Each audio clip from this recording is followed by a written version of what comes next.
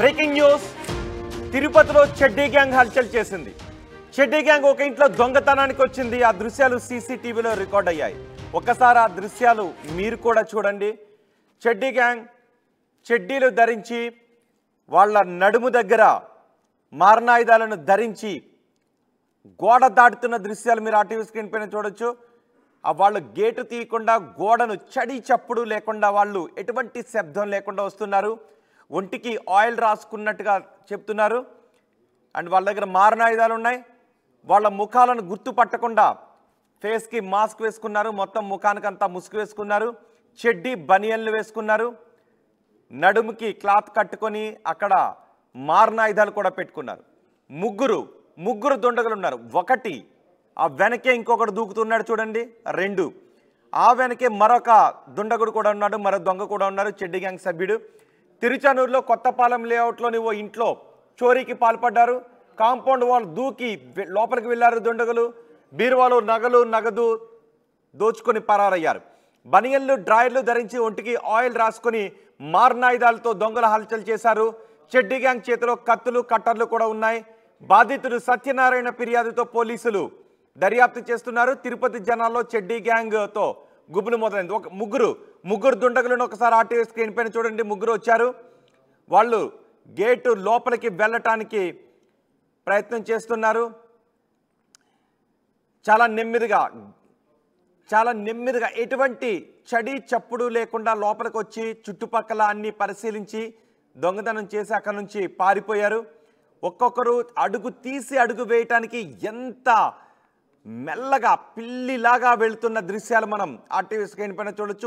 మూలన నక్కి ముగ్గురు కూడా అన్ని వైపులా చూస్తూ ఎవరైనా ఇటువైపున వస్తున్నారా అని చూస్తూ ఎటువంటి చడి చప్పుడు లేకుండా వెళ్తున్నారు. ఒంటికి ఆయిల్ రాసుకున్నారు. ఎందుకంటే గమని ఎవరైనా పట్టుకుంటే జారిపోవటానికి వీలుగా ఒంటికి ఆయిల్ రాసుకున్నారు. ఒకవేళ అంతకీ గట్టిగా పట్టుకుంటే దాడి చేయడానికి వాళ్ళ దగ్గర కత్తులు కూడా ఉన్నాయి. బీరువాలు వాటిని కట్టర్ చేయడానికి బ్యాగుల్లో కట్ చేయడానికి కట్టర్లు కూడా పట్టుకుని వచ్చారు.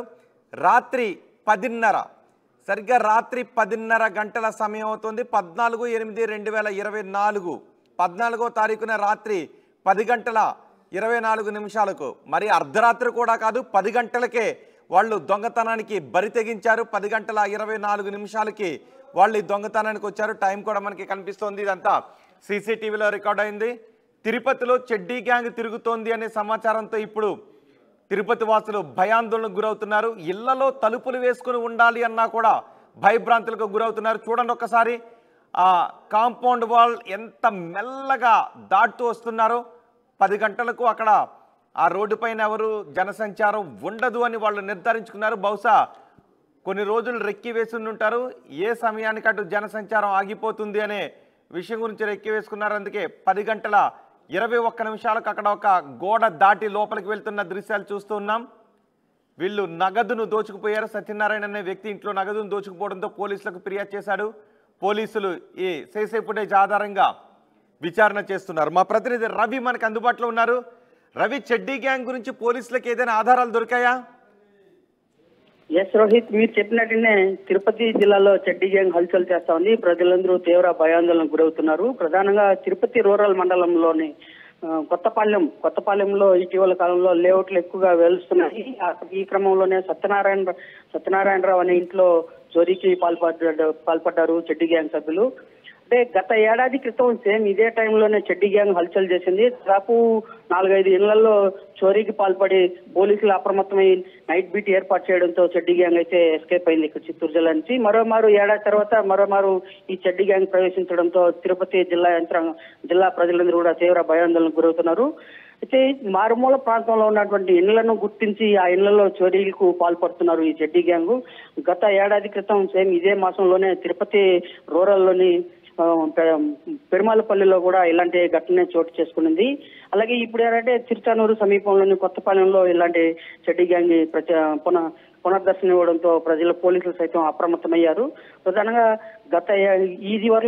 ఇవాళ 14వ తేదీ అర్ధరాత్రి సమయంలో చెడ్డీ గ్యాంగ్ సత్యనారాయణ ఇంట్లోకి ప్రవేశించి దాదాపు 1,50,000 నగదు అలాగే 500 గ్రాముల తులాల బంగారుని సైతం చోరీ చేసినట్టుగా సత్యనారాయణ అయితే పేర్కొన్నారు. ఆ మేరకు సత్యనారాయణ ఇచ్చిన కంప్లైంట్ తోనే అంటే ఇంటి ముందు పోలీసులు అధికారులు ముందు జాగ్రత్తగా సీసీ కెమెరాలు పెట్టుకోండి, ఇళ్ల శివారు ప్రాంతాల్లో ఉన్న నివాసస్తులందరూ కూడా సీసీ కెమెరాలు పెట్టుకోవాలని చెప్పి పోలీసులు ఆదేశానుసారం వీళ్ళు కెమెరాలు పెట్టుకోవడంతోనే ఈ చడ్డీ గ్యాంగ్ తిరుగుతా ఉందని చెప్పి సీసీ కెమెరాల దృశ్యం ఆధారంగా బయటపడింది. దాంతో పోలీసులు కూడా అలర్ట్ అయ్యారు.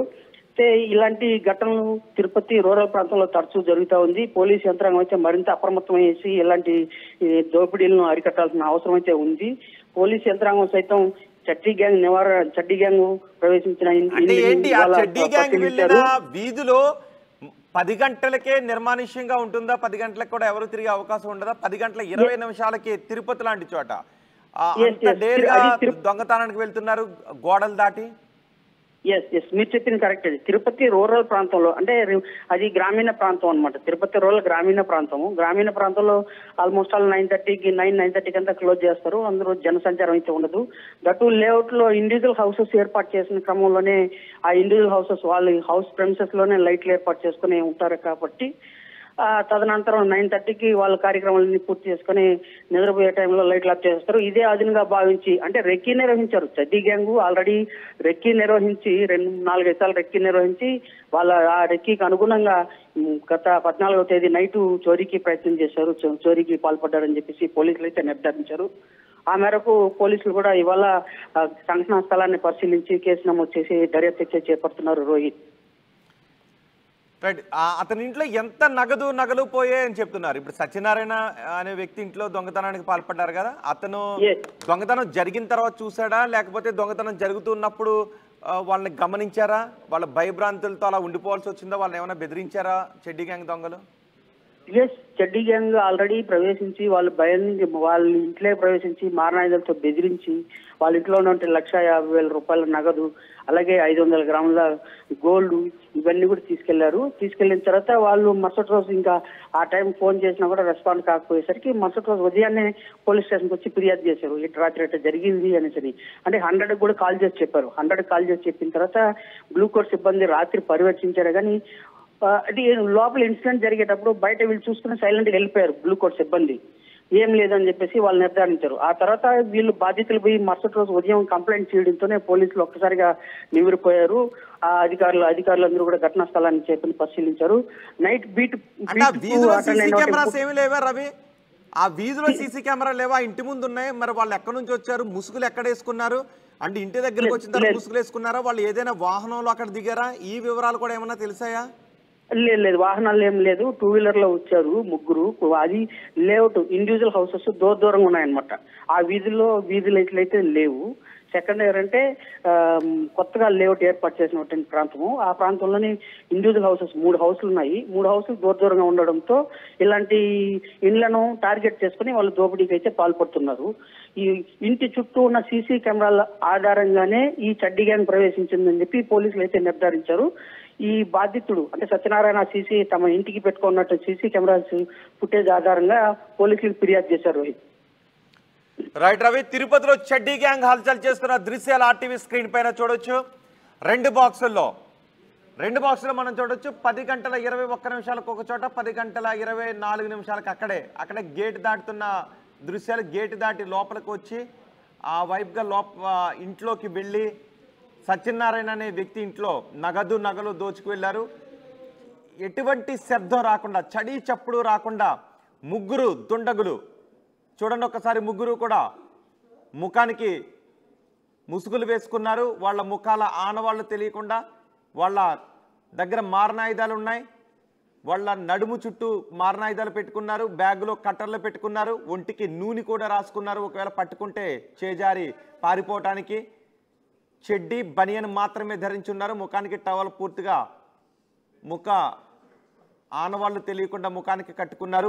పిల్లిలా ఎటువంటి శబ్దం రాకుండా చుట్టుపక్కలన్నీ గమనించుకుంటూ వాళ్ళు దొంగతనానికి వెళ్ళారు. మారణాయుధాలతో వాళ్ళు దొంగతనానికి వచ్చి ఇలా దోచుకుని వెళ్ళిపోతుండటంపై స్థానికులు భయాందోళన వ్యక్తం చేస్తున్నారు. అది తిరుపతి రూరల్ ప్రాంతం కావడంతో 10:20 అటు జనసంచారం లేకుండా పోయింది. దీంతో వాళ్ళు రెక్కీ నిర్వహించి ఈ దొంగతనానికి పాల్పడ్డారు. పోలీసులు ఈ సీసీ ఫుటేజ్ ఆధారంగా విచారణ జరుపుతున్నారు.